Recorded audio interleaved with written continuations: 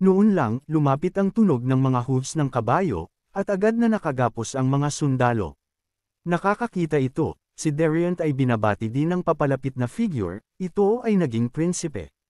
Nagulat ang prinsipe nang makita si Dariant doon, at ipinaliwanag ni Dariant, narinig ko na mayroong isang magandang restaurant dito, kaya nais kong subukan ito. Ngumiti ang prinsipe, na nagpapahiwatig na hindi siya dapat formal, at idinagdag na hindi siya nag-iisa. Pagkatapos, binati ng prinsipe si Ellison, ikaw ba ang may-ari ng restaurant na ito? Tumango si Ellison bilang tugon, oo, maligayang pagdating. Hindi mapigilan ni Ellison kung bakit darating ang isang prinsipe sa lungsod ng Drake. Samantala, napansin ng prinsipe ang old-style na robe ni Ellison. Ipinaliwanag ni Ellison, minsan ay nagsilbi ako sa Mage Corps, ngunit matagal na mula nang magretiro ako. Ang prinsipe ay hindi mapaniniwalaan, nagtanong, kung iyon ang kaso, dapat mong malaman ang aking bantay na mage, dati siyang naging bahagi ng Corps. Pagkatapos, nilagdaan ng prinsipe si Medray na darating at makita siyang junior. Sa sandaling ito, nadama ni Porgo na hindi nasisiyahan, na naniniwala na ang pagpunta sa maliit na restaurant na ito ay isang pag-aaksaya ng oras. Samantala, sumabog si Medray sa isang malamig na pawis, huminga ng labis na parang nakakita siya ng isang nakakatakot na nilalang. Kinuha ang isang paalala mula kay Porgo para bumalik siya sa kanyang katinuan, nagmamadali na nag-dismounting. Medray, nakikilala mo ba ang mage bago ka? Tanong ng prinsipe. Nag-stammered si Medray, nag-aalangan na sagutin ng direkta, dahil kailangan niyang maging maingat.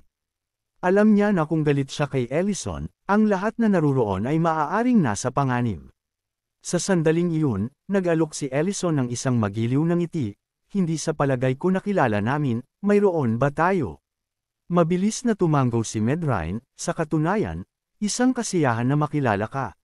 Naunawaan ni Medray na sinabi ni Ellison na hindi niya alam na maaaring maiwasan ang problema.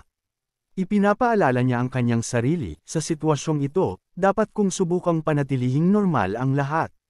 Pagkatapos, idinagdag ni Medray, ang restaurant na ito ay mag-host ng hapunan para sa kanyang kataas-taasan, dapat itong maging isang malaking karangalan para sa anumang chef. Tumango si Ellison, syempre, malulugod ang mga panauhin. Pagkatapos, ang prinsipe at ang kanyang entourage ay pumasok sa restaurant, pinupuri ang kalinisan nito.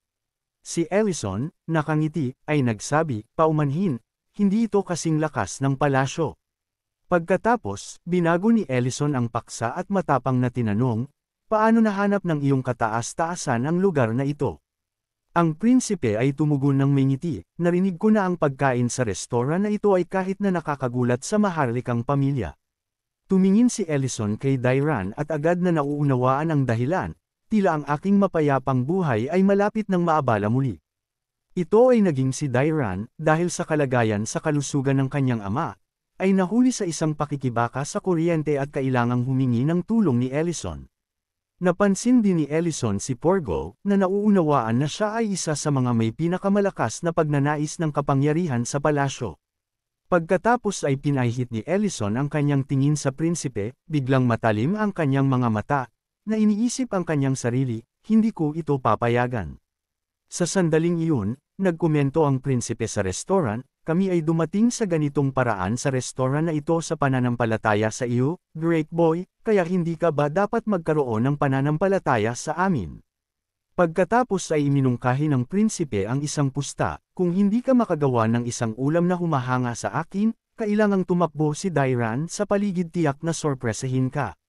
Sinabi ng prinsipe na may nakataas na kilay.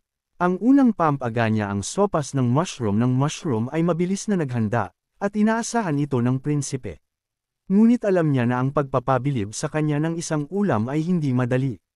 Matapos matikman ito ng mabuti, nagbigay ang prinsipe ng isang mataas na pagtasang ngunit sinabi, mabuti, ngunit hindi ito mailalarawan bilang nakakagulat, tulad ng natikman ko ito ng maraming beses sa palasyo. Sumang-ayon si Porgo sa opinyon ng prinsipe. Sa sandaling ito, si Ellison ay nanatiling kalmado, nakangiti at nagsasabing, pakinggan natin ang mga opinyon ng iba. Kinakabahan na kinuha ni Medray ang sopas ng kabute, binuksan ito, at natagpuan na ang mga kabute ay nagpakita ng isang linya ng teksto, mangyaring bigyan ako ng mainit na tugon. Ito ay nagulat sa kanya, na iniisip niya, hindi ba ito problema sa buong mundo? Sa kabila nito, natikman niya ang sopas at matapang na nagsalita, na ipinapakita ang isa sa kanyang ilang mga gawa ng dramatisasyon. Ang sopas na ito ay talagang masarap. Hindi ko pa natikman ang gayong masarap na sopas ng kabute bago, pakiramdam ko ay lumalaki ang mga kabute sa aking tiyan. Ang pinalaking pagganap na ito ay bahagyang nag-ulong ang mga ekspresyon ng lahat na naruroon. Kasama dito sina Dairan at si Ellison, na huminto sa kanyang sarili na tumawa. Ano ang nangyayari ngayon? Nagtataka ang lahat sa loob. Kaya, hindi mo ba ito susubukan muli? Masarap ito, malaki ang bulong niya. Ang hindi pangkaraniwang pagganap ni Medrine ay nahuli ang atensyon ng prinsipe, na labis na nagulat, ito ba ay mabuti? Napagpasyahan niyang tikman ito muli, na ginagawang mausisa din si Dairan. Bagaman masarap ang sopas ng mutton mushroom, nadama ni Dairan na ang overreaction ni Medrine ay hindi lamang dahil sa sopas. Ang isang mage na naninirahan sa palasyo ay hindi maaaring matikman ang sopas na ito ng kabute ng mutton. Sino ang maaaring mapilitan ng isang ikapitong antas na mage isang light chocolate? Matapos matikman muli, sinabi ng prinsipe na hindi ito naiiba sa kung ano ang pinaglingkuran sa palasyo, ito ay panlasa na katulad ng kung ano ang mayroon kami sa palasyo. Porgo jokingly idinagdag, hindi ko inisip na nagustuhan mo ang sopas ng mutton mushroom. Kapag bumalik kami sa palasyo, sisiguraduhin kong kasama ito sa iyong dieta. Pakinggan ito, si Medrine ay nanginginig, mabilis na nagpapahiwatig, lalo akong gusto ng sopas ng tupa dito. Gayunpaman, matapos ni Medrine ang sopas, ang isa pang linya ng teksto ay lumitaw sa sopas na mangkok, kapag tapos ka na mangyaring lumabas sa likuran ng restaurant. Ito ay nagbigay kay Medrine ng isang takot, at hindi sinasadya na iwaksi ang sopas na kinakain niya. Ang prinsipe ay nagtanong na tinanong ni Porgo, palaging ito ay kakaiba kapag kumakain. Umiling-iling si Porgo. Pagkatapos ay natagpuan niya kung saan naghihintay si Ellison ng ilang oras. Maingat siyang lumapit, at sa susunod na instant, isang malakas na soundproofing magic envelope sa kanya. Binati siya ni Ellison ng isang magiliw na ngiti, matagal na, Miss Medrine. Ang iyong pagganap sa doon ay napakahusay. Gayunpaman, hindi ka dapat narito dahil naaalala ko ang babala sa iyo na hindi na tayo dapat magkita muli. Mabilis na ipinaliwanag ni Medrine, sumusumpa ako, hindi ko talaga alam na nakatira ka rito. Pagkatapos ay tinanong siya ni Ellison kung bakit ang prince ay dumating sa Great City. Siya ang prinsipe na may pinakamasamang reputasyon, narinig kong siya ay nakakahiya at hindi interesado sa kapangyarihan. Akala ko pareho hanggang sa nakita ko siya ngayon, ngunit ang kanyang pagganap ay nagpakita sa akin a clue. Nagpapanggap siyang hindi autocratic, ngunit alam niya kung paano gamitin ang kanyang posisyon para sa personal na pakinabang.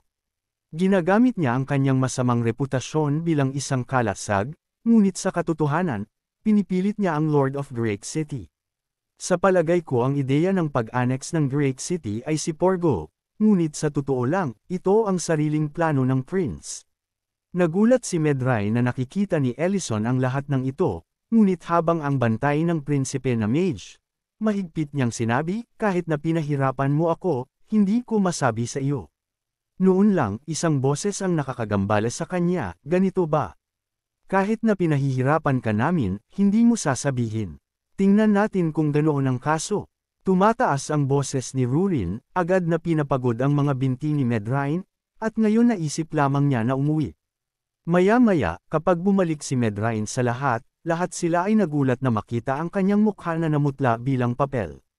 Sa sandaling ito, kung ano ang nagmamalasakit sa prinsipe ay ang pusta kasama si Dairan, kung hindi ka maaaring magpakita ng isang nakakagulat na ulam, pagkatapos ay nanalo ako.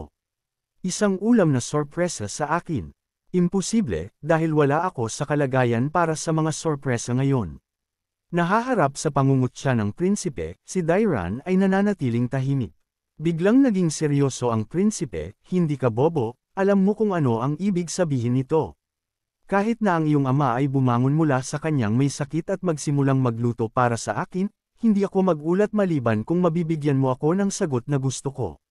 Sa ilalim ng pressure ng prinsipe, hindi pinipili ni Dairan na isumite. Mahigpit niyang sinabi, ang isang Panginoon ay isang posisyon ng responsibilidad, at may karapatan akong hayaan ang mga tao na gumawa ng kanilang sariling mga pagpipilian. Maaari kong matiis ang aking sariling kahihiyan, ngunit pinakamahalaga, naniniwala ako sa restoran na ito. Kung talo ako, tatakbo ako hubad sa paligid ng lungsod. Ang araw ay sumisikat at sa wakas ay naghahain si Ellison ng pangunahing ulam ngayon. Ang prinsipe ay nagpapahiwatig ng Ellison, ang ulam na ito ay may kahalagahan, tila lubos kang tiwala. Ngumiti si Ellison ng bahagya, nagpapatunay. Kapag itinaas ni Ellison ang takip, isang bukol ng putik ang lilito sa harap ng lahat, na ginagawang pag-aalinlangan si Porgo, kinakain ba natin ito? Si Ellison ay kumukuha ng isang martilyo na tinatanggal ang pag-aalkola ni Porgo. Sa banayad na mga gripo mula sa Ellison, ang mga dahon sa loob ay nagpapakita ng kanilang sarili, at isang masarap na steaming palenque ay lilito sa harap ng lahat. Nagtataka ang prinsipe na tinanong ni Ellison kung paano niya nakamit ito. Ipinaliwanag ni Ellison, hindi namin karaniwang lutuin ang mga ito, ngunit dahil napunta ka rito, inihanda ko ito para sa iyo.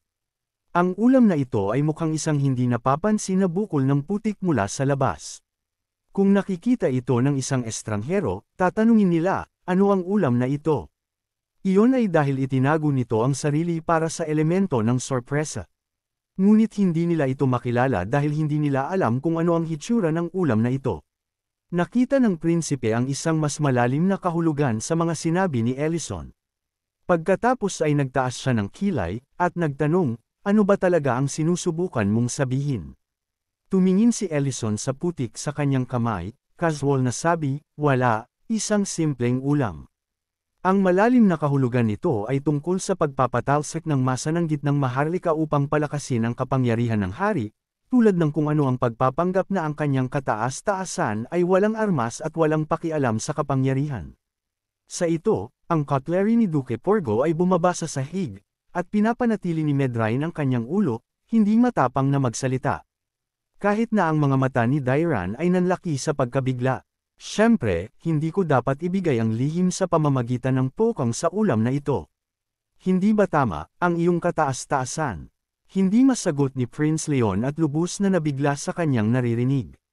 Siyempre, hindi ko dapat ibigay ang lihim sa pamamagitan ng pokong sa ulam na ito. Hindi ba tama, ang iyong kataas-taasan? Hindi masagot ni Prince Leon at lubos na nabigla sa kanyang naririnig. Nagpapatuloy si Ellison na walan ng kontrol ng imperyo ang lungsod nito dahil sa digmaan laban sa mga dragon.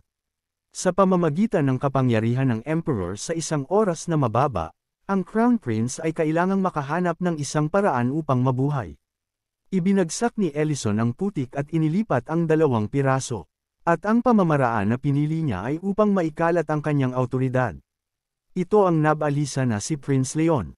Ang aming prinsipe, inilalarawan mo ang iyong sarili bilang hindi interesado sa pamamahala, hindi nakakapinsala. Gayunpaman, ito ay isang disguise lamang. Lihim kang nagtitipon ng isang hukbo, handa ng hampasin sa mga maharlika, upang maibalik ang nawala na trono. Sa sandaling ito, ang mukha ni Duque Porgo ay naging maliwanag, at nagagalit siyang nagtanong, alam mo ba kung ano ang iyong pinag-uusapan? Ngunit hindi siya pinansin ni Ellison, na patuloy na sinasabi, ano ang magiging mga kahihinatnan kung ang sitwasyong ito ay patuloy na kumakalat. Ang kanyang kataas-taasan ng prinsipe ay mahuhubaran ng kanyang pamagat.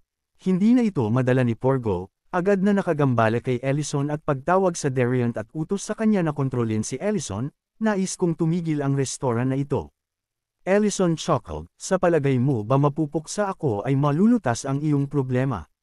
Nagbanta si Porgo, ipagpalagay ko na ang isang tao na walang dila tuhod. Ito ay nakakatakot na Medrain na ito, at mabilis niyang sinabi, Sir, hindi ko magawa iyon. Nalito si Porgo sa kanilang takot. Hindi siya napaniwala at malapit nang mag-utos sa mga sundalo na kumilos kaagad, ngunit ang prinsipe ay tila may pakiramdam ng isang bagay at biglang nagsimulang ubusin ang palenque, naganap na tinalikuran ang kanyang pangunahing pag-uugali. Natigilan ang eksenang ito na naruroon ang lahat.